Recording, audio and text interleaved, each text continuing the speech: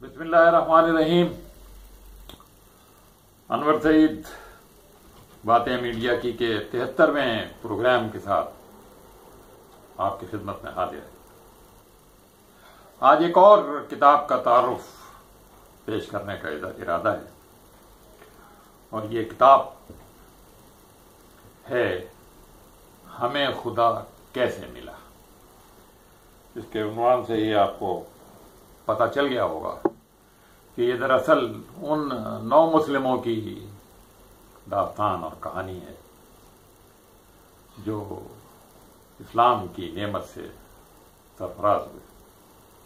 اور انہوں نے پھر اپنے تاثرات کا مختلف مواقع پر اظہار کیا، انٹرویوز کی صورت میں، تقاریر کی صورتوں میں، کتابوں کی۔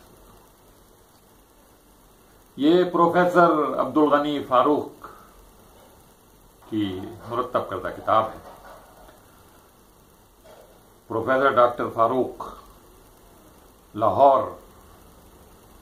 کے کالج میں پڑھاتے رہے ہیں، اور وہ اس سے پہلے بھی ایک کتاب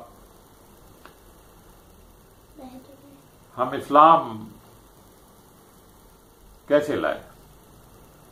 لکھ چکے ہیں۔ اس میں خواتین اور مردوں دونوں کا ذکر تھا، مگر آج جس کتاب کا تعارف میں آپ کے سامنے پیش کر رہا ہوں، اس میں صرف ان خواتین کا ذکر ہے، 9 مسلم خواتین کا ذکر ہے، جو تقریباً 81 اس میں وہ خواتین کا ذکر ہے، اور ان 81 خواتین میں نامور صحافی، چرچ سے تعلق رکھنے والی خواتین، ڈاکٹر، انجینئر، پڑھی لکھی خواتین، آرٹسٹ، اس طرح کی خواتین ہیں۔ عام گھریلو خواتین کا ذکر نہیں ہے، اس میں ان لوگوں کا ذکر ہے۔ ان خواتین نے مختلف وجوہ بیان کی ہیں، اسلام کی نعمت سے سرفراز ہونے کے مختلف ذرائع کا ذکر کیا ہے، اور ان میں زیادہ تر عیسائی خواتین شامل ہیں، کچھ یہودی بھی ہیں، کچھ ہندو خواتین بھی، کچھ بدھ خواتین بھی اسلام کی نعمت سے مالا مال ہوئیں، لیکن اس میں زیادہ تر ذکر ان عیسائی خواتین کا ہے جو پڑھی لکھی تھیں، اور ان خواتین نے، جن میں سے زیادہ تر کٹر مذہبی تھیں، عیسائیت ان کے گھروں میں، ان کے چرچوں میں، ان کے محلوں میں اس زمانے کا رواج تھی، اور یہ سارے لوگ کٹر عیسائی تھے، مگر اس کٹر پن ہی میں جب وہ قرآن کے مطالعے کی طرف آئے، جب انہیں کوئی ایسا شخص مل گیا جس نے اسلام کی صحیح دعوت ان کو پیش کی، اسلام کے بارے میں صحیح کتب ان کو پیش کی، تو ان کا دل پھر گیا، اور وہ پھر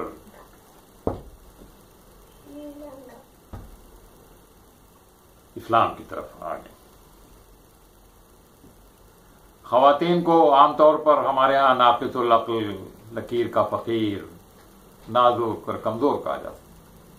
یورپ میں بھی یہ تو نہیں کہا جاتا، لیکن بہرحال ان کا وہ درجہ تو نہیں ہے جو مرد کو حاصل ہے،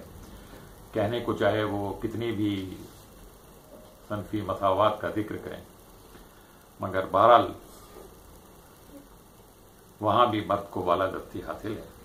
تو یہ ساری خواتین اپنے مردوں کی وجہ سے اسلام کی طرف نہیں آئیں، یہ خود پڑھ کر آئیں، خود قرآن سیکھ کر آئیں، اور ان لوگوں کو دیکھ کر آئیں جو یورپ میں رہ کر، امریکہ میں رہ کر اسلام کے مطابق زندگی بسر کرنے کی کوشش کر رہی ہیں۔ ان کے افعال سے، ان کے اعمال سے، ان کے رویے سے بہت اثر۔ تو یہ 2 بڑے بڑے سبب رہے ہیں جن کی وجہ سے اس کتاب کے مطابق لوگ اسلام کی طرف کسی اسلامی ملک کو دیکھ کر اسلام کی طرف لوگ نہیں آئے، اور حقیقت یہ ہے کہ کسی بھی ملک میں جس کو ہم ایک اسلامی ملک کہتے ہیں، وہ دراصل مسلمانوں کا ملک ہے، اور وہ مسلمان بھی ایسے جو نام کے مسلمان ہیں، وہ اس طرح کے مسلمان نہیں ہیں کہ جن کو دیکھ کر دوسرے لوگ اسلام کی طرف کھینچ کر آئیں۔ بہرحال اسلام کے دامن عافیت میں پناہ لینے والی یہ حضرت خواتین کی جو کہانیاں ہیں، جو داستانیں ہیں، وہ بڑی دلچسپ ہیں، اور یہ ایسی ہیں کہ ان کو اگر آپ پڑھنا شروع کریں اور آپ عقل سلیم رکھتے ہوں اور آپ کے دل نرمی سے بھرے ہوئے ہوں، تو آپ کو پتہ چلے گا کہ اللہ تعالیٰ کی کتنی بڑی نعمت آپ کو میسر ہے، اور آپ اس نعمت کو، چونکہ یہ گھر میں آپ کو مل گئی، یہ پیدائش کے وقت آپ کو مل گئی، اس نعمت کا اصل مزہ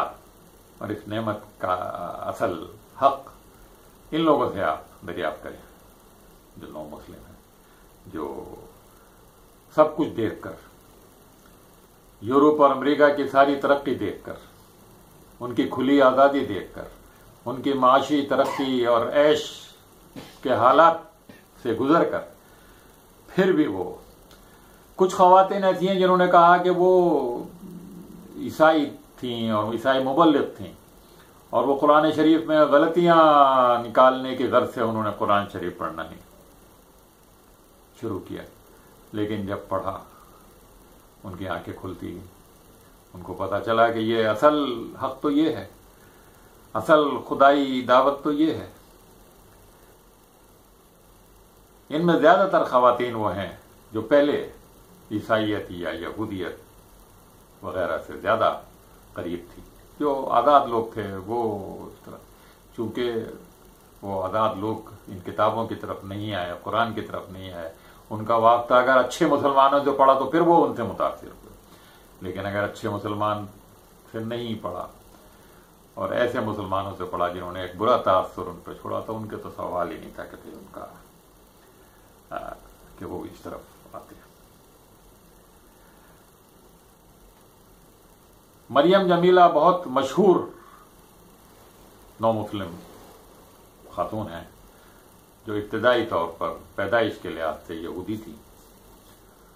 ان کا ایک مضمون اس میں شامل ہے، اور انہوں نے بہت ہی للہیت کے ساتھ، بہت ہی اخلاص کے ساتھ ان نو مسلم حضرات سے گزارش کی ہے کہ وہ اگر مسلمان ہوں تو پھر کسی مسلمان ملک میں جا کر بسنے کا خیال دل میں نہ لائیں، چونکہ کسی بھی مسلمان ملک میں مسلمان تو بستے ہیں، اسلام نہیں بستا، اس لیے وہ اپنے ہی معاشروں میں رہ کر، اپنے ہی بھائیوں میں رہ کر، اپنی ہی بہنوں میں رہ کر ان پر تبلیغ کریں، ان کو اسلام کی طرف لانے کی، اور یہ بہت درست بات ہے، بہت صحیح ہے، چونکہ اگر وہ پاکستان اور ہندوستان اور مسلم ممالک میں آ کر ہم مسلمانوں کی حالت دیکھیں اور وہ ہمیں دیکھیں کہ ہم عقائد میں اور مسالک میں اور گروہوں میں کس طرح سے بٹے ہوئے ہیں، تو وہ کس طرح سے وہ اسلام سے مزید بدظن ہوں۔ اس لیے بہتر یہ ہے کہ وہ اپنے اور ہو بھی یہی رہا ہے کہ وہ ان معاشروں میں کام کر رہے ہیں، اور جتنی بڑی تیزی کے ساتھ اب غیر مسلم مسلمان ہو رہے ہیں اور وہ اسلام کی حقانیت پر ایمان لا رہے ہیں، وہ قرآن شریف کے مطالعے اور اسلامی کتب کے مطالعے اور اچھے باعمل مسلمانوں کی دوستی اور صحبت کی وجہ سے آ رہے ہیں۔ مجموعی طور پر بھی مسلم اقوام کے ساتھ آج کل دنیا میں جو کچھ ہو رہا ہے، اور 9/11 کے خصوصاً واقعے کے بعد جس طرح سے یک طرفہ طور پر مسلمانوں کے ساتھ زیادتیاں کی گئی ہیں، جو متوازن لوگ ہیں، جو اہل دل ہیں، جو پڑھے لکھے لوگ ہیں، جو سمجھدار لوگ ہیں، جو منصف مزاج لوگ ہیں، وہ اسلام کی طرف راغب ہوئے ہیں، اور انہوں نے یہ سوچنا اور یہ بات کرنا شروع کی کہ آخر ہم جو مسلمانوں کو دہشت گرد کہہ رہے ہیں اس کی وجوہات کیا ہیں، ان کے ساتھ کیا کچھ ہو رہا ہے۔ ان کی نگاہیں اگر فلسطین کی اور کشمیر کی طرف جائیں اور ہم صحیح طریقے سے ان کے مقدمات بھی ان کے سامنے پیش کریں تو انہیں پتہ چلے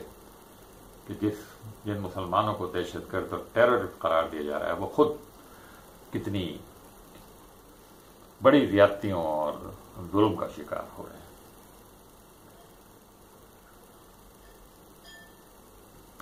یہ کتاب پڑھنے پہ لایا، پرانی ہے، شاید آپ کو ملے بھی نہیں، لیکن بہرحال اگر آپ ڈھونڈیں گے تو یہ کتاب آپ کو ملے گی۔ اور یہ کتاب ایک مرتبہ پھر میں آپ کے سامنے پیش کرتا ہوں،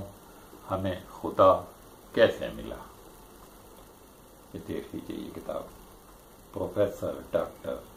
عبدالغنی فاروق کی یہ کتاب ہے۔ انشاءاللہ پھر کسی اور کتاب کے ساتھ آپ کی خدمت میں، کسی اور پروگرام کے ساتھ، کسی اور موضوع کے ساتھ آپ کے سامنے حاضر ہوں گے۔ آپ اجازت دیجیے، اللہ حافظ۔